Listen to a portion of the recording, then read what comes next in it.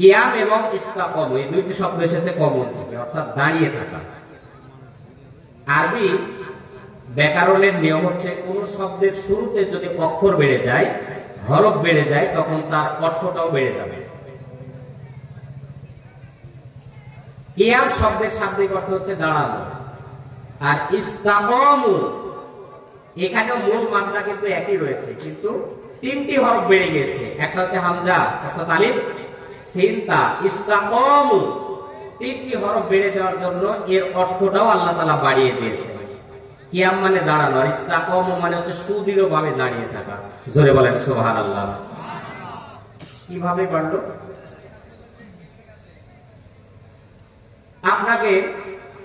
আপনাদের কোন একজনকে ধরেন, আরেকজন জিজ্ঞেস করলো, অথবা আমি সভাপতি সাহেবকে জিজ্ঞেস করলাম, সভাপতি সাহেব কেমন আছেন? সভাপতি সাহেব আমাকে উত্তর দিলেন যে খুব ভালো আছি।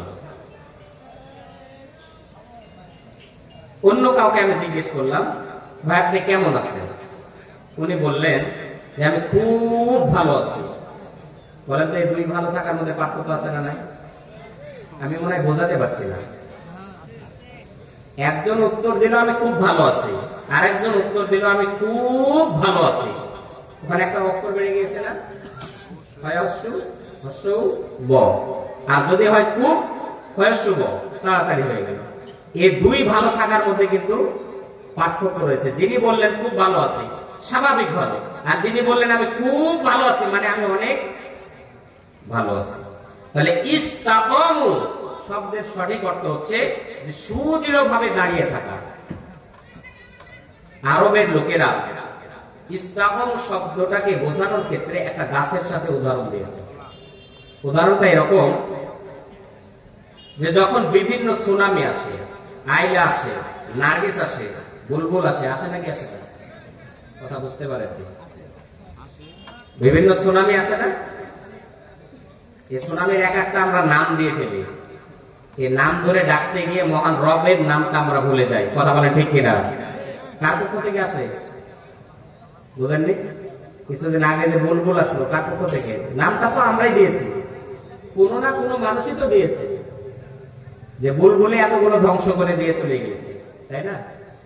আল্লাহ তাআলা যে রব, তিনি যে পাঠাচ্ছেন গজব আকারে, আল্লাহ তাআলার এই গজবটাকে স্বীকার করতেও আল্লাহকে ভুলে গেছি আমরা। কথা বলেন ঠিক কিনা?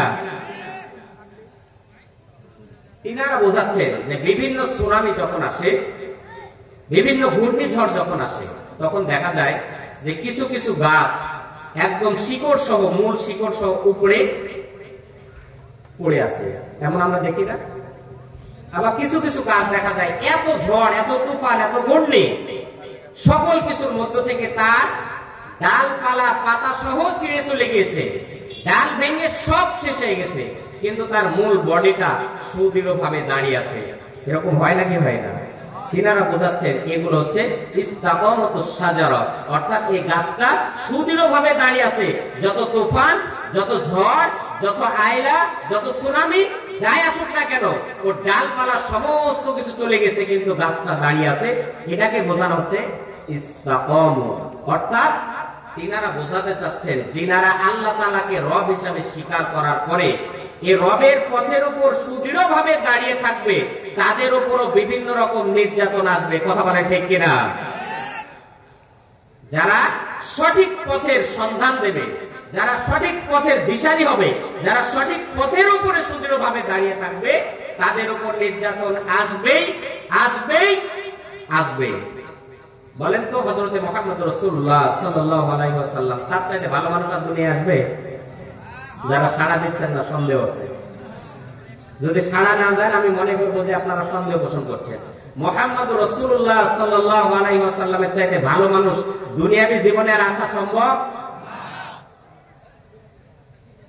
অথচ ওই ব্যক্তিটাকে তাইফের ময়দানে যখন দাওয়াতি কাজ করছিলেন, যেই সকল কাফেরেরা, যেই সকল মুশরিকেরা নবুয়তের আগ পর্যন্ত ব্যক্তিটিকে আলামিন as-সাদিক বলে উপাধি দিয়েছেন, আমানতের টাকা পয়সাগুলো তার কাছে নিয়ে যে রাখতেন, অথচ যখন কোরআনের সঠিক দাওয়া আপনাদের সামনে উপস্থাপন করলেন, তখন ওই সকল কাফেরেরা ছোট ছোট বাচ্চাদেরকে দিয়ে, যুবকদেরকে দিয়ে, পাগল উপাধি দিয়ে পাথর নিক্ষেপ করে তার রক্ত ঝরিয়েছে। কথা বলে ঠিক কিনা? তিনি কি তার কোন ব্যক্তিগত ধর্ম প্রচার করছিলেন? করেননি। কে সিলেকশন দিয়ে দিয়েছেন? আল্লাহ তাআলা সিলেকশন দিয়ে দিয়েছেন। ওই সিলেকশন অনুযায়ী তিনি প্রচার করছিলেন, এটাই তার অপরাধ। কথা বলে ঠিক কিনা? তার মানে বোঝা যাচ্ছে এত সুন্দর মানুষ, যার চরিত্রের সার্টিফিকেট সরাসরি আল্লাহ তাআলা দিচ্ছেন। ওয়া ইন্নাকা লাআলা খুলুকিন আযীম, সূরা কলাম 4 নম্বর আয়াত। আল্লাহ তাআলা বলছেন, হে রাসূল, নিশ্চয় আপনি মহান চরিত্রের অধিকারী। চিৎকার মেরে বলেন সুবহানাল্লাহ। এই মানুষটিকে পর্যন্ত যদি নির্যাতন করাতে পারে, উহুদের ময়দানে নবী করিম সাল্লাল্লাহু আলাইহি ওয়াসাল্লাম তিনি উপস্থিত ছিলেন।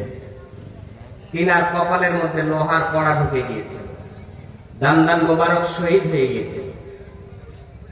এত সুন্দর একটি মানুষ, যিনি এক বাক্যে বলে ফেললেন, এ জাতির কল্যাণ কেমন করে হবে যে জাতির লোকেরা তার নবীকে আঘাত করেছে। আল্লাহু আকবার বলেন।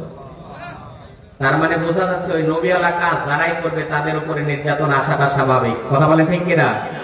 যারাই আসবে, যারাই এই সঠিক পথটা অনুসরণ করবে তাদের উপরে নির্যাতন আসবেই আসবে। নাম্বার 3, তাতানাজ্জালু আলাইহিমুল মালায়েকা।